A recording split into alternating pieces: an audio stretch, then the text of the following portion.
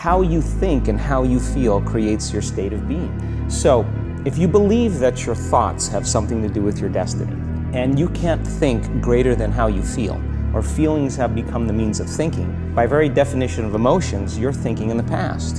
And for the most part, you're going to keep creating the same life. So then people grab their cell phone, they check their WhatsApp, they check their texts, they check their emails, they check Facebook, they take a picture of their feet, they post it on Facebook, they tweet something, they do Instagram, they check the news, and now they feel really connected to everything that's known in their life. And then they go through a series of routine behaviors. They get out of bed on the same side, they go to the toilet, they get a cup of coffee, they take a shower, they get dressed, they drive to work the same way, they do the same things, they see the same people, they push the same emotional buttons, and that becomes the routine, and it becomes like a program. So now they've lost their free will to a program, and there's no unseen hand doing it to them.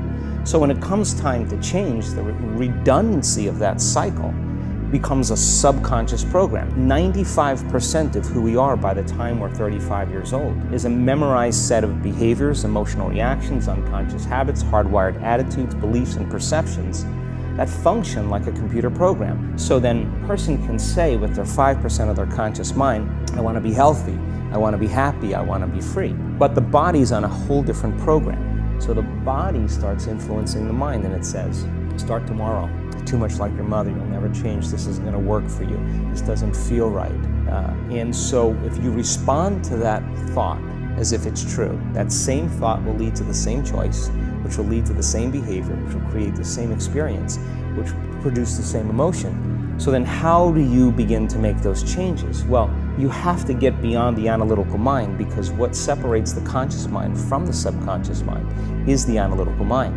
And that's where meditation comes in, because you can teach people through practice how to change their brainwaves, slow them down.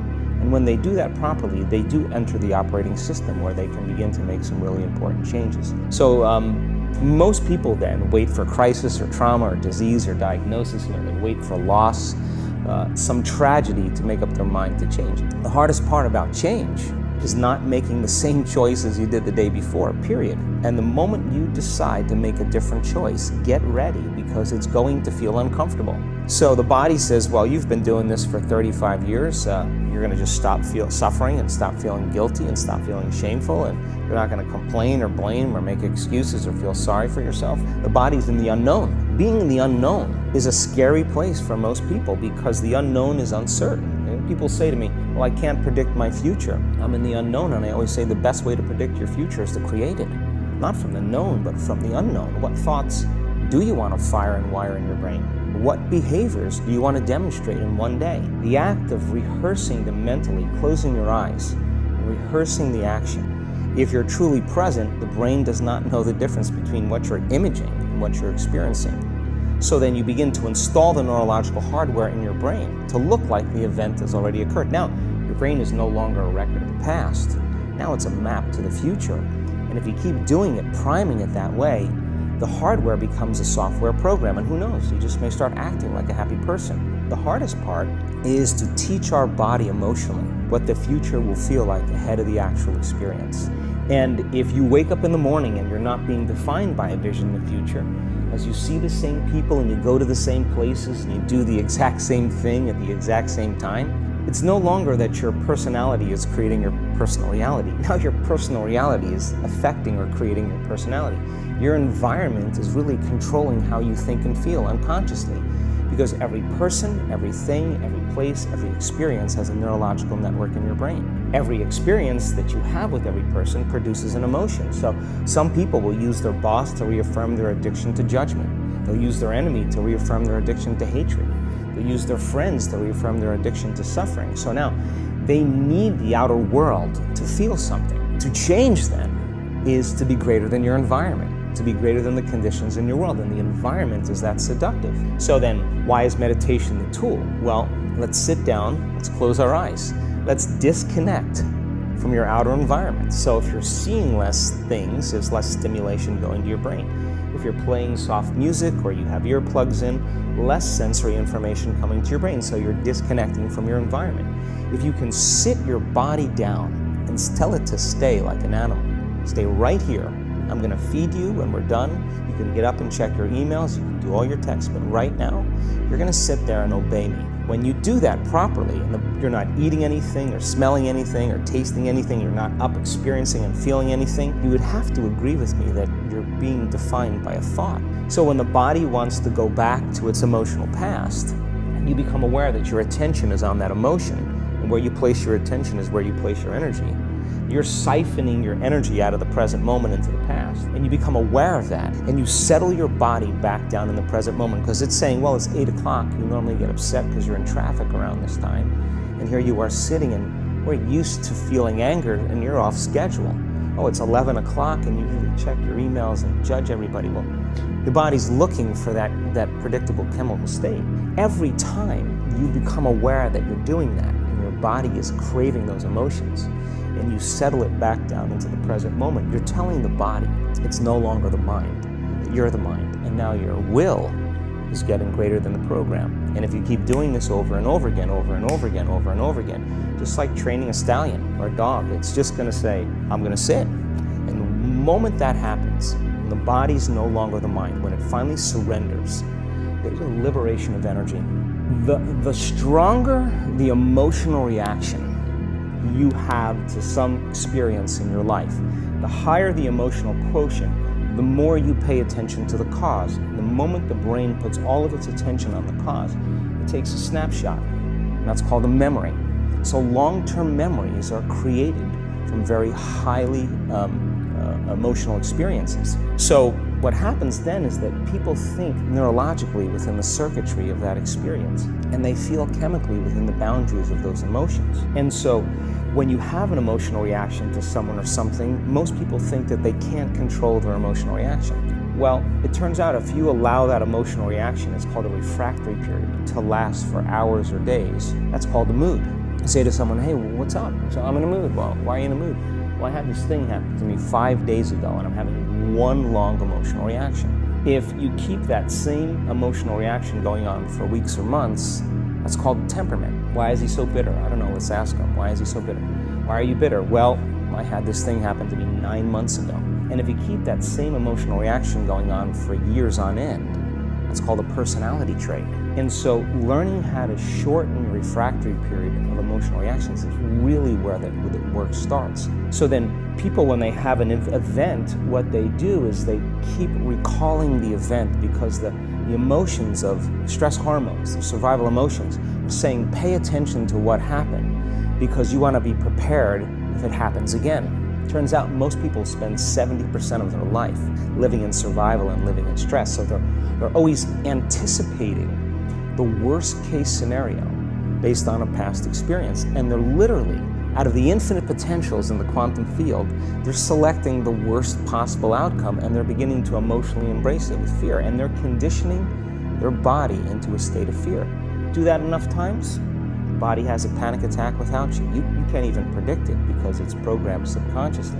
So then you say to the person, why are you this way? And they'll say, I am this way because of this event that happened to me 15 or 20 years ago. And what that means from a biological standpoint is that they haven't been able to change since that event. So then the emotions from the experience tend to give the body and the brain a rush of energy. So people become addicted to the rush of those emotions, and they use the problems and conditions in their life to reaffirm their limitation, so at least they can feel something. They come up with stuff to excuse themselves. The insight is actually giving them permission to stay limited.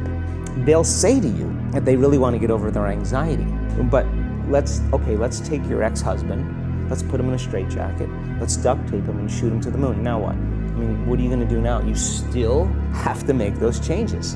And so then when the person's enemy dies, or something shifts in their life, and that person's gone, they'll find another person to hate.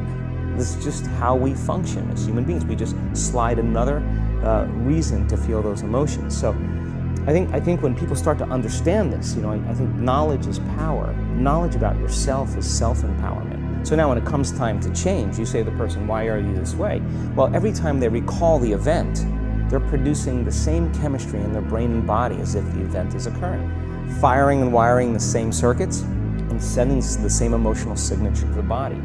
Well, what's the relevance behind that? Well, your body is the unconscious mind. It doesn't know the difference between the experience that's creating the emotion and the emotion that you're creating by thought alone. So the body's believing it's living in the same past experience 24 hours a day, 7 days a week, 365 days a year. And so then when those emotions influence certain thoughts, and they do, and then those thoughts create the same emotions, and those same emotions influence the same thoughts, now the entire person's state of being is in the past. Just because you have a thought doesn't necessarily mean it's true. So if you think 60 to 70,000 thoughts in one day, and we do, and 90% of those thoughts are the same thoughts as the day before, and you believe that your thoughts have something to do with your destiny, your life's not going to change very much, because the same thought leads to the same choice leads to the same behavior creates the same experience, and the same experience produces the same emotion. The act of becoming conscious of this process to begin to become more aware of how you think, how you act, and how you feel, it's called metacognition. And so then, why is that important? Because the more conscious you become of those unconscious states of mind and body, the less likely you're going to go unconscious during the day, and that thought is not going to slip by your awareness unchecked. It means to know thyself. The word meditation means to become familiar with.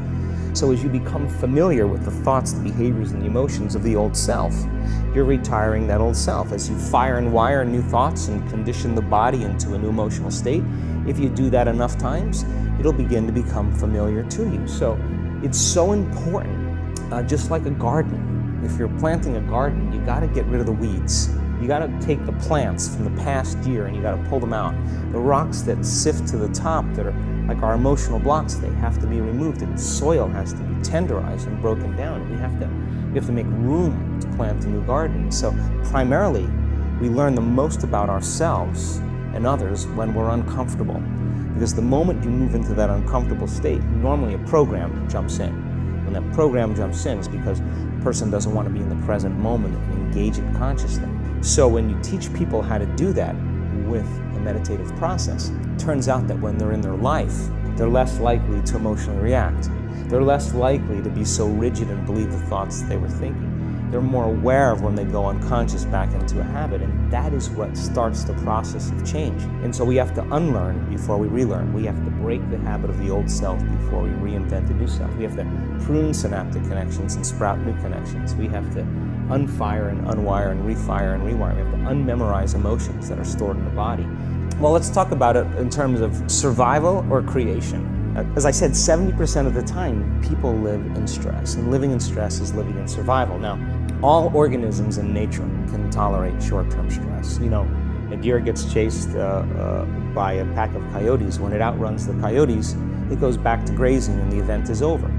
And the definition of stress is when your brain and body are knocked out of balance, out of homeostasis. The stress response is what the body innately does to return itself back to order. So you're driving down the road, someone cuts you off, you jam on the brakes, you may give them the finger, and then you settle back down and the event is over, and boom, now everything's back to normal. But what if it's not a predator that's waiting for you outside the cave, but what if it's your coworker sitting right next to you, and all day long you're turning on those chemicals because they're pushing all your emotional buttons. When you turn on the stress response and you can't turn it off, now you're headed for disease, because no organism in nature can live in emergency mode for that extended period of time. It's a scientific fact that the hormones of stress downregulate genes and create disease, long-term effects. Human beings, because of the size of the neocortex, we can turn on the stress response just by thought alone. We can think about our problems and turn on those chemicals. That means then our thoughts could make us sick. So if it's possible that our thoughts could make us sick, is it possible then our thoughts could make us well? The answer is absolutely yes. So then, what are the emotions that are connected to survival? Let's name them. Anger, aggression, hostility, hatred, competition, fear, anxiety, worry, pain, suffering, guilt, shame, unworthiness, envy, jealousy. Those are all created by the hormones of stress. And psychology calls them normal human states of consciousness. I call those altered states of consciousness. So then we tend to remember those traumatic events more because in survival, you better be ready if it happens again. And when survival gene is switched on, you could have 10 really great things that happen to you in your day. And you just have one bad thing that happens, and you cannot take your attention off that unhappy thing because survival gene is switched on. Many years ago, after the DNA helix was discovered by Watson and Crick, they said the blueprints of life, all diseases are created from genes. Turns out less than 5%, more like 1% of people on the planet are born with a genetic condition like type 1 diabetes or Tay-Sachs disease or sickle cell anemia. The other 95 to 99% are created by lifestyle and by choices. You can take two identical twins, exact same genome. One dies at 51, the other one dies at 85. Same gene, different environment. So all of a sudden they said we lied. That was wrong. It's not genes that create disease. It's the environment that signals the gene that creates disease. Well, okay, but that's not the whole truth too, because you could have two people working side by side in the same factory. One gets cancer after being exposed to a carcinogenic for 25 years. Both working for 25 years, the other one has no cancer at all. So there must be some internal order that would cause one person to not get it while another one does. So is it possible then, if the environment signals the gene, and it does, and the end product of an experience in the environment is called an emotion, can you signal the gene ahead of the environment by embracing an elevated emotion? We've done the research on this. We measured 7,500 different gene expressions in a group of people that came to an advanced event for 4 days. And we had them doing a seated meditation, a walking meditation, a laying down meditation, a standing meditation. And at the end of 4 days, just 4 days, the common 8 genes that were upregulated, 2 genes to suppress cancer cells and tumor growth, 2 genes for neurogenesis, the growth of new neurons in response to novel experiences and learning, the gene that signals stem cells to go to damaged areas and repair them, the gene for oxidative stress was upregulated. We started seeing all these genes that are very, very healthy to cause the body to flourish. Imagine if people were doing that for 3 months. We also measured telomeres, the little shoestrings on the end of DNA that tell us our biological age. We asked people to do the work, meditation, 5 out of 7 days for 60 days. Measure their telomeres to determine their biological age. 60 days later, 74% of the people lengthened their telomeres. 40% significant change. 20% a very remarkable change. That means that they got a little bit of their life back. If it had lengthened by 10%, they got 10% of their life back. The moment you start feeling abundant and worthy, you are generating wealth. The moment you're empowered and feel it, you're beginning to step towards your success. The moment you start feeling whole, your healing begins. And when you love yourself and you love all of life, you'll create an equal. Now you're causing an effect. And I think that's the difference between living as a victim in your world, saying, I am this way because of this person or that thing or this experience. They made me think and feel this way. When you switch that around, you become a creator of your world, and you start saying, my thinking and my feeling is changing an outcome in my life, and now that's a whole different game, and we start believing more that we're creators of reality.